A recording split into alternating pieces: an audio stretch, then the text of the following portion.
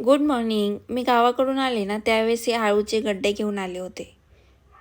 ते मला आता इथे मातीमध्ये लावायचे आहेत. माझ्याकडे खूप मोठा टब होता, पण तो उन्हामुळे खराब होऊन गेला. त्यामुळं मी आता ह्या गमिल्यामध्ये ते लावणार आहे. बघू कसे येतात. झाडं लावायची मला एवढी आवड आहे ना. जेव्हा मी ह्या नवीन घरामध्ये शिफ्ट झाले होते तेव्हा मी अगदी टेरेसवरती भाजीपाला लावायला चालू केला होता. त्याचे मी काही व्हिडिओ पण बनवले होते. भेटले तर नक्कीच पोस्ट करेल.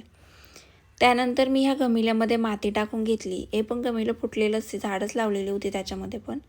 माती टाकून घेतली आणि आळूचे गड्डे लावलेत. आता ते 2 दिवस झालं त्यामुळे ते सुकून गेलेले आहेत, पण नक्कीच ते लगेच फुटतात, ते काही जळून जात नाहीत. चला आता मला काहीतरी स्पेशल बनवायचं आहे मुलांसाठी.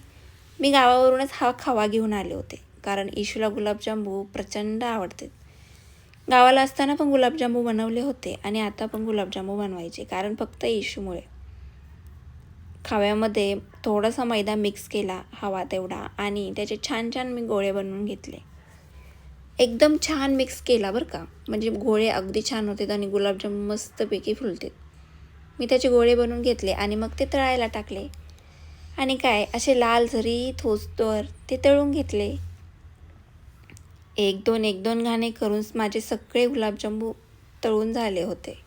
माझे गुलाबजामू तळून होस्तोवर इशू अगदी बसूनच होती. आई कधी होणार, मला खायचेत म्हणत होती.